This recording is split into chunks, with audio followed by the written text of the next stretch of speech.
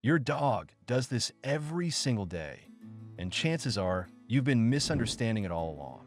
Right now, at this very moment, your dog is trying to communicate with you. Important messages, loving ones, sometimes even anxious or urgent ones. They speak through their body language, their eyes, their paws, their nose, even the way they breathe when you walk into the room. The issue isn't that dogs don't communicate. It's that most of us were never taught how to truly listen. But that changes today. We're going to explore 12 of the most common behaviors your dog shows and what they really mean every time. Some of these might surprise you. A few could completely change how you understand moments you've shared with your dog for years without even realizing it. And the final one on this list? That's the one everyone ends up talking about. Stay with me. Dogs may not speak our language, but here's the truth most people never discover. 1. Stretching in front of you. You've seen this countless times. You're sitting on the couch or standing in the kitchen, and your dog walks up, looks directly at you, and does a long, exaggerated stretch. Front legs extended, chest low, hips raised. Most people think, oh, they're just waking up. Completely normal, nothing to think about. But that stretch, it's a complete message. That exact position, chest down, rear up, is known as a play bow. It's one of the clearest and most studied communication signals in dog behavior. Dogs use it with other dogs and with humans in exactly the same way.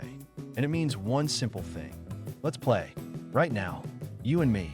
Your dog is making you a direct offer, using one of the clearest signals in their entire vocabulary. They didn't walk over by accident. They stretched because they had something to say, and this was how to say it. But the stretch has other versions too. If your dog stretches slowly near you, unhurried, with a soft face and relaxed muscles, that's something entirely different. That's your dog signaling safety. Dogs only fully release physical tension when they feel genuinely secure. A calm, slow, full-body stretch near you means your dog is showing that this space, with you in it, is where they can completely let their guard down. Not just comfortable, safe. The kind of safe where they don't need to monitor anything, where nothing requires readiness, where their nervous system can finally stop running its background checks. They're saying, this is where I can fully relax. There's also a third version, and this one is easy to miss because it happens fast. When you come home, some dogs don't just wag their tail and bark. They do a full-body greeting stretch, almost like they're expanding outward with the force of their excitement. Every muscle extending at once. Think of it as the dog equivalent of throwing your arms wide open. They can't say I missed you, so they show it with their whole body, all at once. Watch when the stretch happens. Watch what their face looks like while they do it. The meaning shifts, but the intention is always the same. Your dog is talking to you. 2. Staring at you in silence. You feel it before you see it. That quiet, steady pressure of being watched. You turn around, and there they are. Your dog, just looking at you. No barking, no movement, just a calm, unbroken gaze directed straight at you.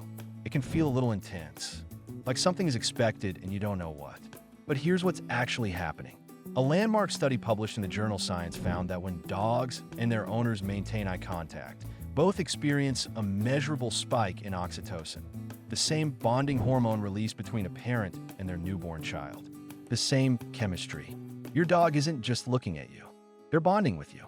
Every time they hold that gaze, the connection between you deepens at a neurochemical level. Scientists have described it as a cross-species bonding loop, and dogs are the only non-human animals known to trigger it with us this way. That quiet, soft stare in a relaxed dog in a calm moment means, I love you. Being near you feels good. I could stay here like this all day, but there's a completely different kind of stare, and it has a completely different energy. This one appears before meals, before walks, or when you're near something they want. The gaze becomes focused and alert. Their eyes start moving between you and the object, back and forth. This is a request, specific and intentional. Dogs learn quickly that this works. But if you respond immediately every single time, the behavior intensifies. It can shift from communication into something closer to demanding. The better approach is to respond on your own timing. That way your dog understands the signal is effective, but that you're still the one who decides when. The difference between these two stares is clear once you know it. Soft eyes, loose face, relaxed body. That's affection. Tight focus, shifting gaze, alert posture. That's a request. Once you can tell them apart, you'll never misread your dog's eyes again. 3. Leading you somewhere. Your dog starts pacing, looks at you, walks a few steps, looks back again. Maybe they whine softly. Maybe they nudge your hand with their nose. Maybe they just position themselves at the edge of the room and watch you with patient, waiting eyes. They want you to follow, and they're going to keep asking until you do. Here's what makes this remarkable. They already know exactly where they're going before they start. This has a name, leading or showing behavior, and it's considered one of the most cognitively advanced things dogs regularly do. It requires planning. It requires holding a goal in mind and adjusting strategy when one approach doesn't produce the right response. Think about what that actually involves. Your dog has built a complete, functional mental map of your home. Not a vague impression, an actual, detailed map. They know where the food is kept, where the leash hangs, where their bowl sits, where the back door is. They've been building and updating this map since the day they arrived. And when something in that map becomes a problem, something they cannot fix on their own, they come and get you. If they lead you to their bowl, it's empty. If they lead you to the door, they need outside. If they lead you to somewhere unexpected, a corner, under the furniture, an unusual spot, something caught their attention. Something that requires a set of hands they don't have. Research from the Family Dog Project in Budapest found that dogs will persistently try to guide human attention toward a problem until the human responds, and will change their approach if the first attempt doesn't work. A different signal, more insistence, a new position, a new attempt. They adjust until you understand.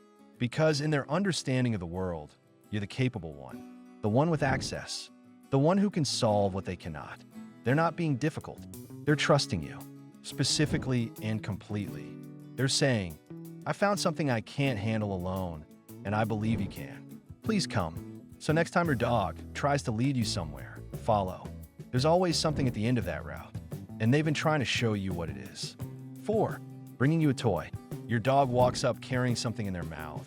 A ball, a stuffed animal, a sock, sometimes something that makes no sense, and drops it at your feet or places it in your lap. Then they look at you. Most people assume it means one thing, play with me. And often, that's exactly right. It's a direct, clear invitation. Your dog chose a specific moment, picked a specific object, and brought it to a specific person. Out of everything in your home, they came to you. That's a choice. And it means, this is what I want to do, and you're who I want to do it with.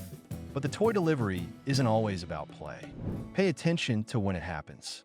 If your dog brings you something during a moment when you're quiet, withdrawn, or clearly not okay, that is comfort. Your dog is reaching into their world for the most valuable thing available and giving it to you. Not to fix anything. They know they can't. Just to say, I see that you're not okay. I'm here. There's also a third version. Some dogs sprint to grab something the moment you walk through the door. They're not inviting play, and they're not offering comfort. They're overwhelmed by the excitement of your arrival and need something to do with it. Grabbing an object helps all that emotion find somewhere to go. They can't say, I've been waiting for you all day. So they carry something to you instead. Same behavior. 3 completely different messages. Your dog never brings you something without a reason. There's always something being said. 5, placing a paw on you. Your dog walks over and sets their paw on your foot, or your knee, or your hand. Sometimes it's barely there, a light, brief touch. Sometimes they press more deliberately. Sometimes both paws come up and they're looking directly into your face. Most people assume this just means they want attention. They do, but it's more specific than that. This gesture traces back to physical communication patterns seen between bonded animals. A paw placed on another individual is a deliberate, non-threatening form of contact. It says, I'm here. I notice you. I want connection with you right now. When your dog rests a single paw on you during a quiet moment, nothing urgent. They're not asking for anything specific. They're maintaining contact, keeping the thread between you alive. A quiet reminder that they're still right there, still with you. When you stop petting them and a paw immediately appears on your hand, the message becomes more precise. Don't stop. And when both paws come up combined with direct eye contact and focused intensity, that's urgency. Something they want right now, and they're not going to drop it. But there's a deeper version that most people miss entirely. Some dogs place a paw on their owner during hard moments. When you're upset, sitting unusually still, or clearly not yourself. They come over, sit close, and rest a paw, sometimes without even looking for response. That isn't attention seeking. That's instinct, a direct response to your emotional state. Dogs can detect shifts in how you're feeling. Through your posture, your breathing, subtle changes in the chemistry your body releases when you're stressed. When they sense something is different about you, the paw is one of their most direct responses. They're saying, I feel that something is off with you. I'm here with you anyway. 6. The sigh. Your dog lies down somewhere near you. A few minutes pass.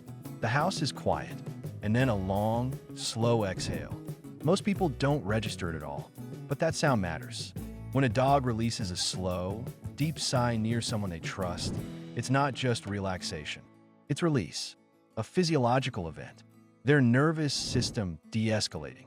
The low-level vigilance they carry everywhere finally switching off. The message isn't, I'm tired. The message is, I can finally stop. I'm safe here. I don't have to stay ready anymore. There's another version, and it sounds almost identical until you know what to listen for. A shorter, flatter sigh, sometimes with a searching look, sometimes followed by a restless shift of weight. That's mild frustration, being ignored, something going unmet. The difference is in what the body does after the sound. A settling sigh softens everything. The muscles release, the eyes close, the dog sinks into rest.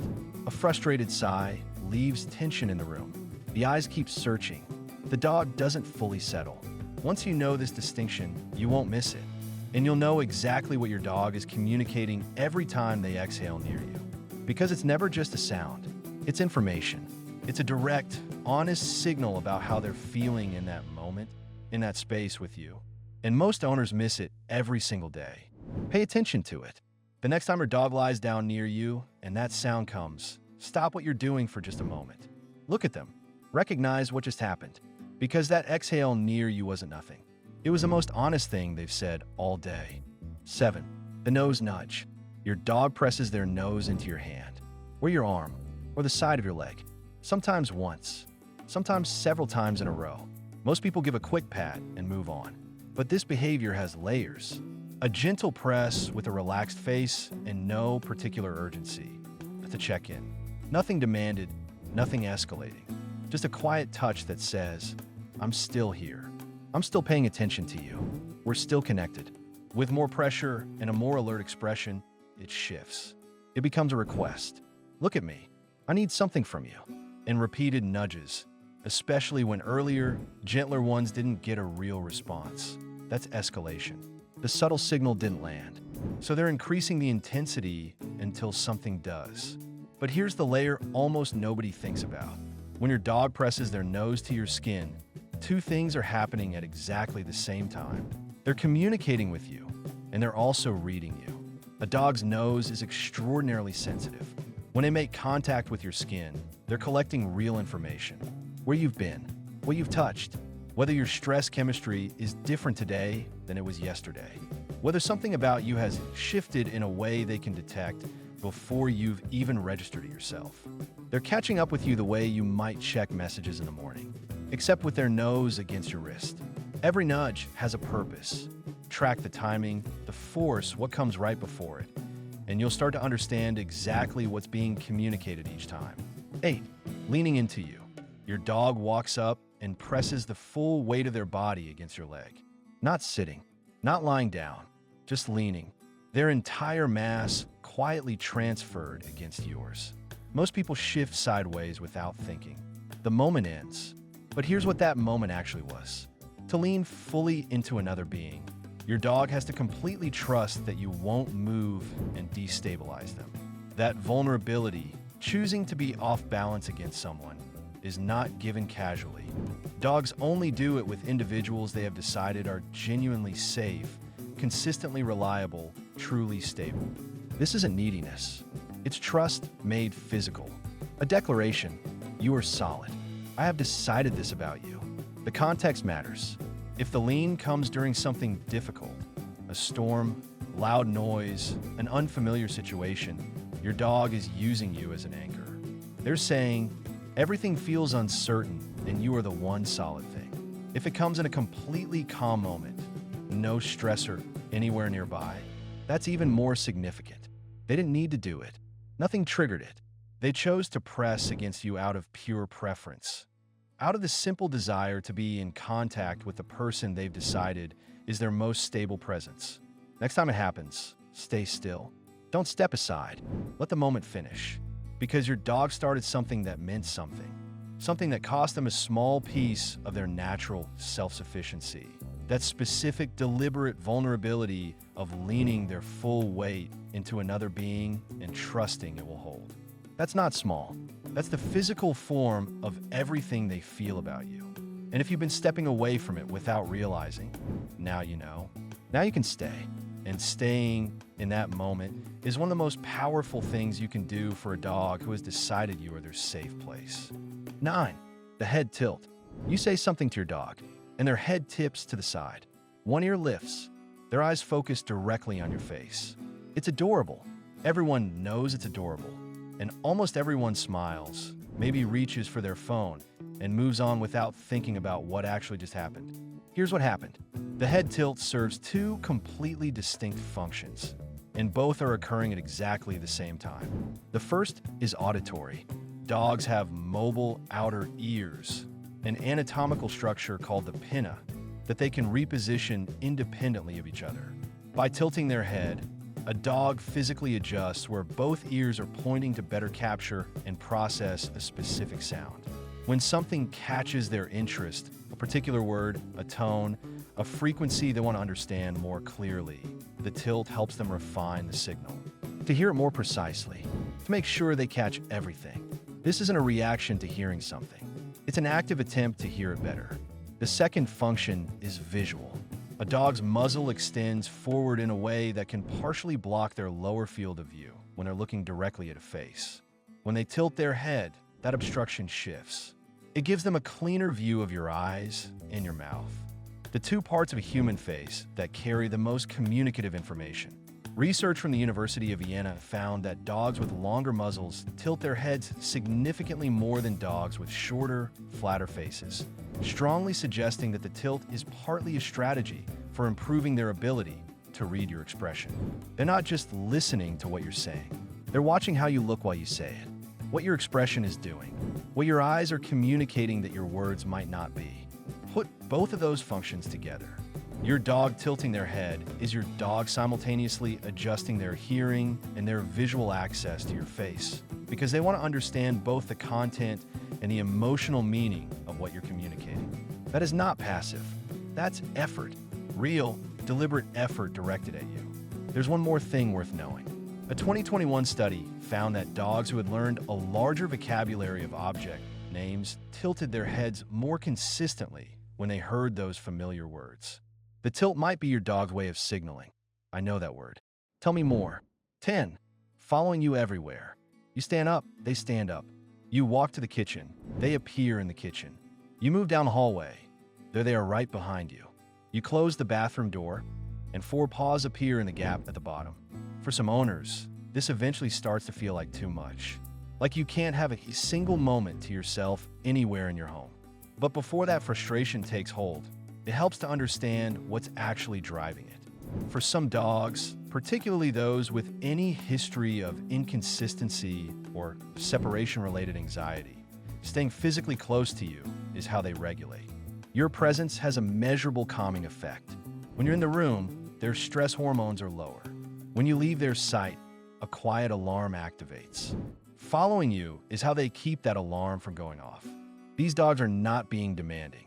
They're managing a real physiological response.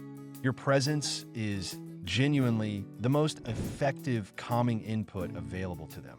For other dogs, following is closer to optimism. They've learned that when you stand up and move, good things sometimes follow. A leash comes out, food gets prepared, a door opens somewhere interesting. Your movement predicts possibility, and they don't want to miss it when it arrives. These dogs are paying extremely close attention to you because your behavior reliably predicts their world. But underneath both of those explanations, there's something simpler and deeper. You're your dog's safe place. Not the house, not the bed, not the routine. You, specifically you. Research on canine attachment shows that dogs form what scientists call a secure-based relationship with their primary human, structurally similar to the attachment pattern between infants and caregivers. In that model, you're not just a source of comfort. You are the reference point from which everything else gets navigated. When you move, the reference point moves. Following you isn't clinginess. It's love, organized into locomotion. 11. Rolling onto their back. Your dog drops to the floor and rolls completely over. Belly up, legs in the air, the softest and most unprotected part of them pointing at the ceiling. You reach down and scratch their stomach, and they go absolutely limp with it. It looks simple, familiar, something dogs just do. But here's what's actually happening beneath the surface. The belly is where all major vital organs are located. Heart, lungs, stomach, everything essential to survival. In any situation where threat could exist, it's the part of the body a dog protects most instinctively and immediately. Exposing it completely is not a small gesture. It means, I trust you so fully that I'm showing you the most vulnerable part of me, without hesitation, without calculating whether I should. When your dog rolls over in front of you, they're not performing a trained behavior. They're making a deliberate physical statement about who you are to them, about the specific, earned level of trust they've extended to you specifically. And here's the part worth sitting with. Watch who your dog does this with. Not every familiar person, not every friendly face. For many dogs, the full belly-up position, complete, unguarded, is reserved for a very small number of individuals. Sometimes just one. The ones they have evaluated over months and years as genuinely and consistently safe. If your dog rolls over for you, if you're on that list, that is the highest physical trust signal in their entire vocabulary. That is not nothing. That is everything. 12. Licking you. Your dog licks your hand, your face, sometimes for a surprisingly long time. It's one of the most familiar things dogs do. Most people accept it warmly without thinking much about what it actually is. But licking is one of the deepest behaviors dogs have. It traces back to the very beginning. Puppies are licked from the moment they're born, for warmth, for stimulation, for the first experience of bonding. As they grow, they return the behavior. Licking is a greeting, an affiliation signal, an acknowledgement of belonging that runs through the entire history of the species. When your dog licks you, that ancient circuit is still running. You are part of their family. This is how they say it. The primary message is affection, not as a metaphor, but as a measurable event. Physical contact with a bonded human triggers oxytocin release in the dog's brain. When they lick you, something close to joy is being registered. The second message is trust. Licking is also a social bonding signal, something offered to individuals the dog feels completely safe around. When your dog licks you, they're showing you who they've decided you are. Not a stranger, not a threat, theirs. And there's a third layer happening at the same time. Their tongue reads your skin like a report. Where you've been, what you touched, how your stress chemistry compares to yesterday. They're gathering information while they're showing affection. One important distinction: calm, occasional licking, that's love. Frantic, repetitive licking that's hard to interrupt. That could be anxiety expressing itself as self-soothing. Know the difference. It tells you something very different about how your dog is doing. And once you do know the difference, once you can read which kind of licking is happening in front of you, you'll understand more about your dog's inner world in that moment than most owners ever manage to understand in a lifetime. Here's what all of this really means.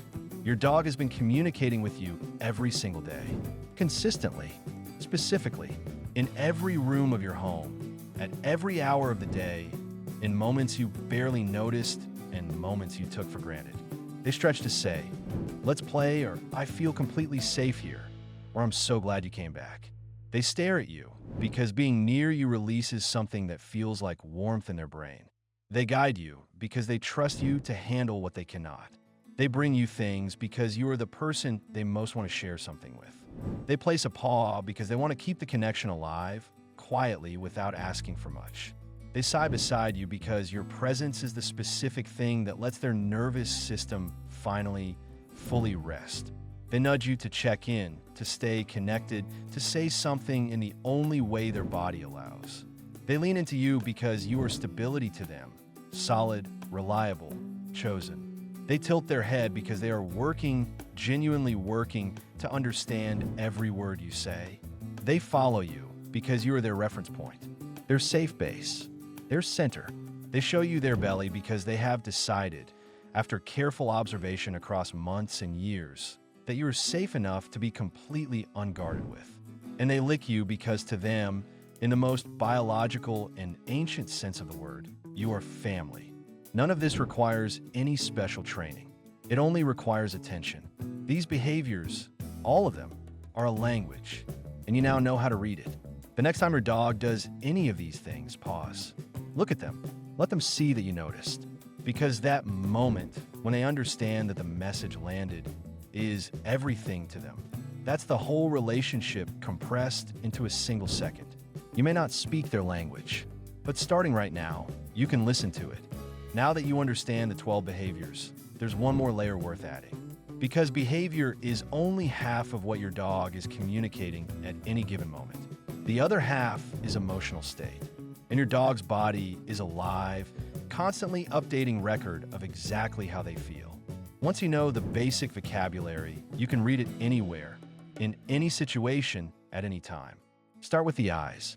Soft eyes, slightly relaxed lids, smooth muscles around the socket, an unfocused quality to the gaze that's calm. That a dog who feels safe and isn't processing anything that concerns them. Hard eyes, wide, round, fixed, sometimes with white visible around the iris. That's elevated alertness. Something has their attention in a way that has activated their stress response. Not necessarily aggression, but something is being processed. The ears. Forward means engaged. Something caught their interest and they're actively tracking it. Pinned flat against the head means discomfort, worry, or social submission. Relaxed to the sides, slightly out, not really positioned in any direction. That's your most settled dog. A dog whose nervous system has nothing to manage. The jaw. Loose, slightly open, maybe panting gently. That's relaxed. The muscles aren't holding anything. Tight and closed, lips pressed together. Something is being suppressed. Tension is present even if nothing else shows it. Now the body. Weight shifted forward, alert, engaged, possibly escalating towards something. Weight shifted back, uncertain, cautious, wanting more distance. Loose, easy movement, happy, comfortable, no concern. Stiff, deliberate, almost slow motion, a dog gathering itself. Processing, deciding. The tail is more nuanced than most people know. Research has found that the direction of a wag carries real emotional information. A wag biased toward the right side corresponds to positive emotional states. Comfort, social approach, interest. A wag biased toward the left corresponds to more uncertain or cautious states. High and rigid, moving fast, arousal, possibly uncomfortable. Low and slow and loose, calm, nothing to worry about. Middle height with a wide, relaxed sweep, genuinely happy. There's also a specific vocabulary called calming signals, documented by Norwegian dog behaviorist Turid Rugas, that dogs use to manage social tension. These are the subtle behaviors most owners overlook entirely. Yawning when nothing has tired them. Licking their lips when nothing is in their mouth. Sniffing the ground during an interaction. Turning their head or body slightly to the side. These are not avoidance. These are not rudeness. These are your dog asking for things to de-escalate, for the interaction to become less direct, less intense, less pressured. When you see these signals, respond to them. Soften your voice. take a half step back. Turn your body slightly sideways rather than facing them straight on. Your dog is speaking, just at a lower frequency than you might expect. And here's what matters most after all of this. Everything we've talked about today has been happening between you and your dog every single day. Whether you recognized it or not, the conversation was always there. The difference between an owner and a listener isn't intelligence or training or any special skill. It's attention, just the quality of attention. Start paying that kind of attention now, and you'll see your dog differently. Not because they changed, because you finally learned to see what was always there. Your dog has been talking to you since the first day you brought them home. They were talking to you this morning. They're probably talking to you right now. The only question left is whether you're going to start listening back. If this helped you understand your dog better, share it with someone who loves their dog. Subscribe for more. And tell me in the comments which of these behaviors surprised you most, because your dog deserves to be understood. And now you can.